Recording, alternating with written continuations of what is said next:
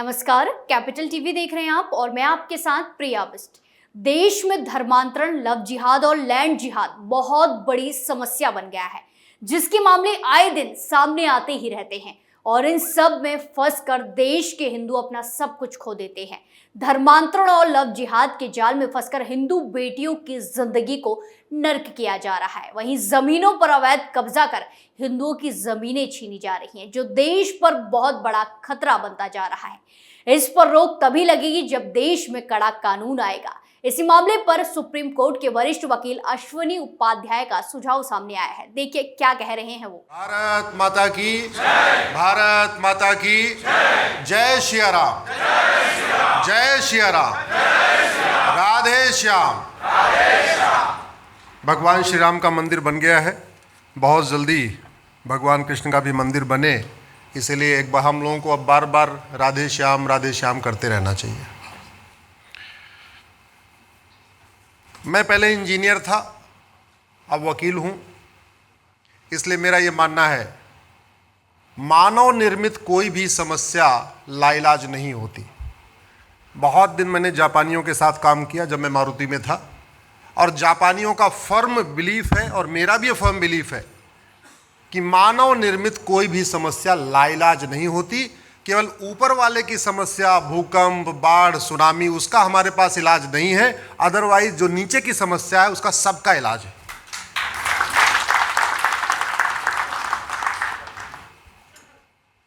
जिन समस्याओं की हम चर्चा करते हैं कि भारत में है, उससे हम परेशान हैं, चाहे वो लव जिहाद हो, चाहे वो लैंड जिहाद हो, चाहे घुसपैठ हो, चाहे वो धर्मांतरण हो, चाहे जनसंख्या विस्फोट हो, या अलगाववाद है, या कट्टरवाद है, या जिहाद है, या मजहबी उन्माद है, ये विश्वव्यापी समस्या है क्या? जरा जोर से बोलिए, जरा जोर से बोलिए। ये वर्ल्ड वाइड समस्या नहीं है, ये हमारे यहाँ समस्या है। अब सवाल ये उठता है, हमारी भूमि बड़ी पवित्र है, भगवान श्री राम ने यहाँ जन्म लिया, भगवान कृष्ण ने यहाँ जन्म लिया, भगवान महावीर ने यहाँ जन्म लिया, गौतम बुद्ध ने यहाँ जन्म लिया, भगवान शंकराचार्य जी ने यहाँ जन्म लिया, भगवान हनुमान जी ने यहाँ जन्म लिया, सारे देवी देवताओं ने यहाँ जन्म लिया। इसके बावजूद हम सारी समस्याओं से पीड़ित हैं। चीन में किसी देवी देवता ने जन्म नहीं लिया, सिंगापुर में किसी देवी देवता ने जन्म नहीं लिया, न्यूजीलैंड में किसी देवी देवता ने जन्म नहीं लिया। वहां ये समस्या क्यों नहीं है? वहां क्यों नहीं है? चीन में लव जिहाद होता है क्या? चीन में घुसपैठ होती है क्या? चीन में सड़क के किनारे, रेलवे लाइन किनारे अवैध निर्माण होता है क्या? सिंगापुर में ड्रग स्मगलिंग होती है क्या? नहीं। तो हमारे यहां क्यों है? हम लोग जिस लक्ष्य को लेके चले हैं, राम राज्य, उसको 4 शब्दों में कह सकते हैं। मेरे साथ जोर से बोलिए, धर्म की अधर्म का, प्राणियों में विश्व का। और ये चारों सप्लीमेंट है और कंप्लीमेंट है, एक दूसरे के पूरक है, अलग नहीं हो सकते। और इन चारों को करना केवल हमारा काम नहीं है। केवल धर्म की जय करना समाज का काम है, अधर्म का नाश करना शासक का काम है। अधर्म का नाश करना हाईकोर्ट का काम है, सुप्रीम कोर्ट का काम है, संसद का काम है, विधानसभा का काम है। अधर्म का नाश करना थाने का काम है, तहसील का काम है, जिले का काम है। अधर्म का नाश करना हवलदार का काम है, थानेदार का काम है, पेशकार का काम है, तहसीलदार का काम है, कलेक्टर का काम है। यह हमारा काम नहीं है। हमारा काम केवल और केवल धर्म की जय करना। ये सारे जितने बने हुए विधायिका, कार्यपालिका, न्यायपालिका, इनको जो वेतन, भत्ता, गाड़ी, बंगला मिलता है, केवल और केवल अधर्म का नाश करने के लिए मिलता है। इनको घूमने टहलने के लिए नहीं मिलता। ये जो जहाज से घूमते हैं, चार्टर्ड प्लेन से घूमते हैं, वीआईपी लाइफ जीते हैं, किस लिए जीते हैं? केवल सड़क बना के उसमें 20% कमीशन लेने के लिए, हाईवे बना के उसमें 20% कमीशन लेने के लिए, हॉस्पिटल खड़ी करके उसमें 20% कमीशन लेने के लिए नहीं। उनकी प्राइमरी ड्यूटी है अधर्म का नाश करने के लिए कानून बनाना। और कानून कितना घटिया है। दूसरा, हमारा जो इस बार 400 पार न होने का कारण कैसा था वो आपको बताता हूं, और उसका भी मूल कारण घटिया कानून है। गृह मंत्री अमित शाह जी का फर्जी वीडियो वायरल कर दिया गया कि हम आरक्षण खत्म कर देंगे। अरुण गोविल जी का वीडियो वायरल हुआ कि हम दलितों के यहां खाना नहीं खाएंगे। बीजेपी नेताओं का फर्जी वीडियो वायरल हुआ जिसमें एससी एसटी को पीट रहे हैं। प्रधानमंत्री मोदी जी का एक फर्जी वीडियो वायरल हुआ जिसमें कह रहे हैं मनुस्मृति लागू कर देंगे। किरोड़ी लाल मीणा जी का एक वीडियो वायरल हुआ जिसमें कह रहे हैं आरक्षण खत्म कर देंगे। आचार्य प्रमोद कृष्णम जी का हुआ कि अब की बार 400 पार हो जाएगा, भारत में मनुस्मृति लागू हो जाएगी।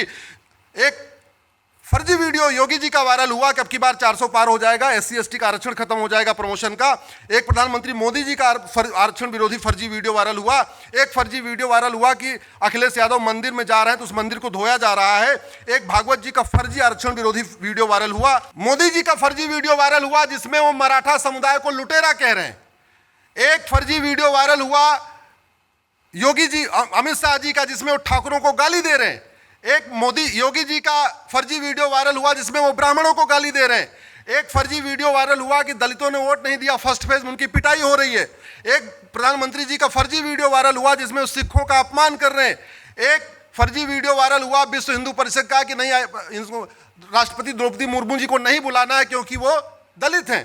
एक फर्जी वीडियो अमित शाह जी का फर्जी वीडियो वायरल हुआ जिसमें वो कह रहे हैं कि जो मोदी जी की गारंटी है, गारंटी नहीं है, जुमला है। एक और फर्जी वीडियो वायरल हुआ, वो उसमें आधा सही आधा गलत था, जिसमें नड्डा जी कह रहे हैं हमको आरएसएस की जरूरत ही नहीं है। एक प्रधानमंत्री जी का फर्जी वीडियो कर्नाटक में वायरल हुआ जिसमें कह रहे हैं कर्नाटक के लोग पापी होते हैं। एक फर्जी और वीडियो वायरल हुआ जिसमें प्रधानमंत्री जी योगी जी को धक्का देके काशी विश्वनाथ मंदिर में पीछे कर रहे हैं। एक और ऐसे अनेक फर्जी वीडियो वायरल हुए। और ये फर्जी वीडियो हमारा आपका आम आदमी का नहीं, आम जनता का नहीं है, सांसदों का फर्जी वीडियो है, गृह मंत्री अमित शाह जी का फर्जी वीडियो है, प्रधानमंत्री मोदी जी का फर्जी वीडियो है। और मैं गारंटी के साथ कहता हूं ये जितने फर्जी वीडियो वायरल हुए इनको कुछ नहीं होगा। ये फर्जी वीडियो इसलिए वायरल हुए क्योंकि हमारे पास साइबर क्राइम के खिलाफ कठोर कानून नहीं है। और हार का मूल कारण इसका मतलब फर्जी वीडियो है, और फर्जी वीडियो का मूल कारण है घटिया कानून। तो हार का मूल कारण क्या हो गया? जोर से बोले, क्या हो गया? इस घटिया कानून कारण हमारे हैं। हारे नहीं है, जीते हैं, लेकिन 400 पार नहीं हुआ। दो बड़े कारण है। एक तो हमने 400 पार क्यों चाहिए बताया नहीं, दूसरा 400 पार खिलाफ जो फर्जी वीडियो वायरल हुआ उसके खिलाफ हमारे पास कठोर कानून नहीं था। अगर हम वास्तव में चाहते हैं कि हम ये बताएं आने वाले टाइम में, तो सबसे बड़ा हमें एक काम करना पड़ेगा, संविधान में जो गड़बड़ियां हुई उनको ठीक करना पड़ेगा। हमें बड़ी खुशी है कि 25 जून को, अब से 5 दिन पहले, संसद में एक प्रस्ताव आया है कि वो इमरजेंसी इल्लीगल थी। आया ना प्रस्ताव? लेकिन उस प्रस्ताव से जमीन पे कोई बदलाव नहीं आएगा।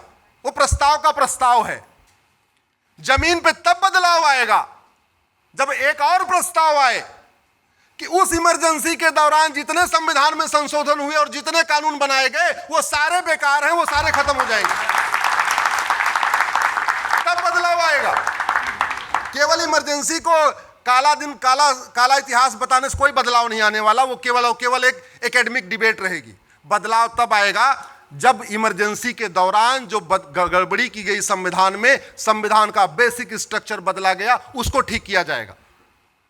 हम लोग ये 2-3 मंजिले मकान में बैठे हुए, ये आश्रम में बैठे हुए, हम ऊपर के स्ट्रक्चर पे तो बदलाव कर सकते हैं। चलो ठीक है, ये ऑडिटोरियम है, कल को यहां ऑफिस बना दें। जहां किचन है वहां ऑफिस बना दें, ये कर सकते हैं। क्या हम इस स्ट्रक्चर की फाउंडेशन को चेंज कर सकते हैं? क्या? जोर से बोलिए जरा। नहीं। ऐसे ही भारत का संविधान में आप संशोधन कर सकते हैं, संविधान के बेसिक स्ट्रक्चर में आप बदलाव नहीं कर सकते। और संविधान का बेसिक स्ट्रक्चर क्या? उसको प्रियम्बल कहते हैं। इस इमरजेंसी के दौरान संविधान का बेसिक स्ट्रक्चर बदल दिया गया, और जिन लोगों ने बेसिक स्ट्रक्चर बदला वो आज संविधान बचाने की दुहाई दे रहे हैं।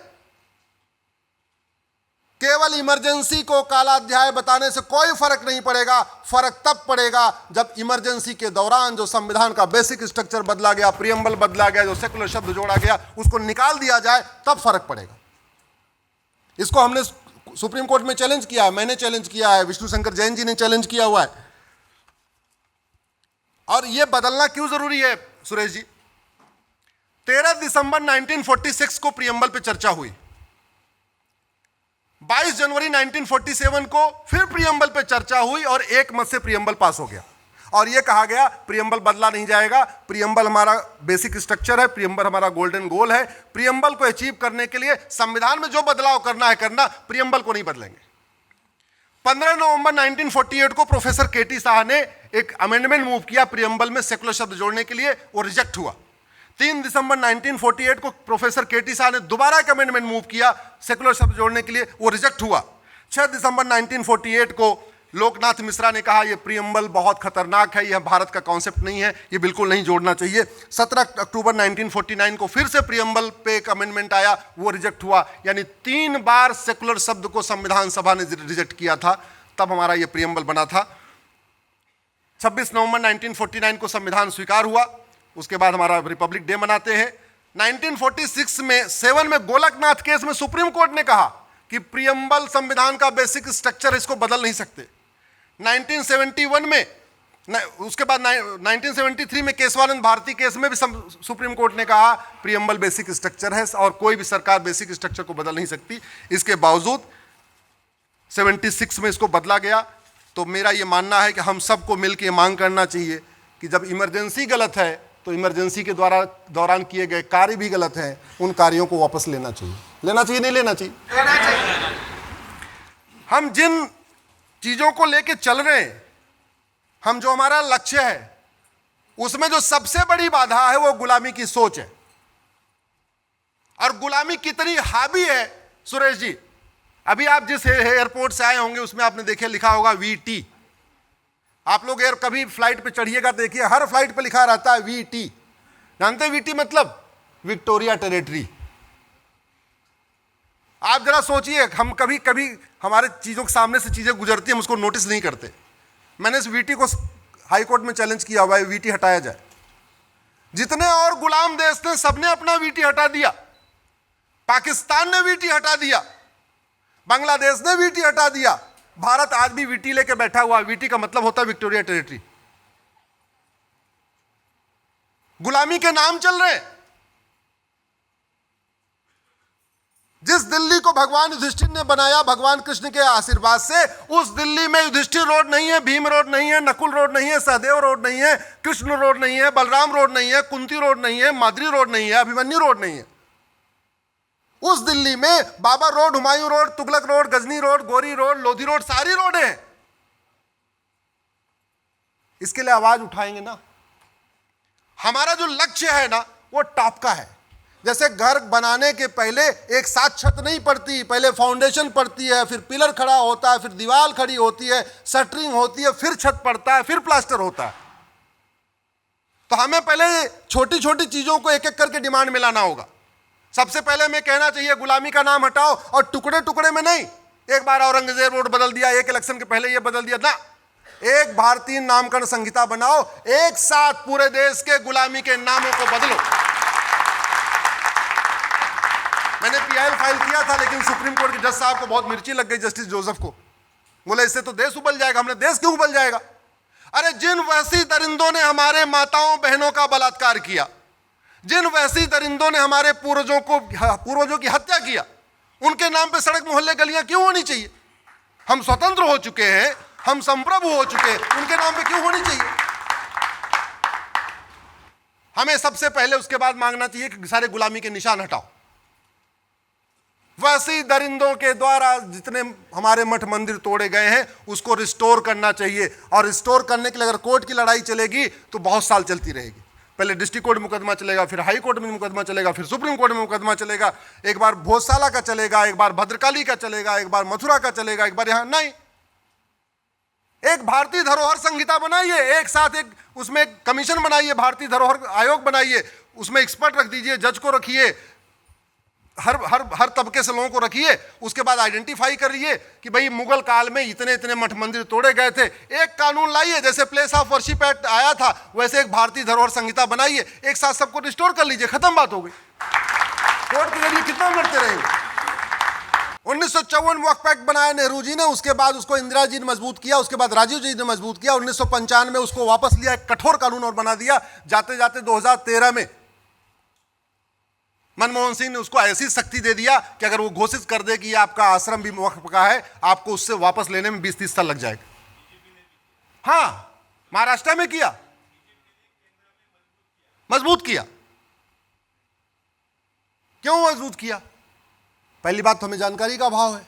दूसरा, उनको पता है कि वक्फ एक्ट खिलाफ जो सेमिनार होगा इसी हॉल में, ऐसे हॉल में होगा, 500-800 के बीच में होगा। वो रामलीला मैदान में नहीं हो सकता, ब्रिगेड मैदान में नहीं हो सकता, आजाद मैदान में नहीं हो सकता। और क्यों नहीं हो सकता? अवेयरनेस की कमी है।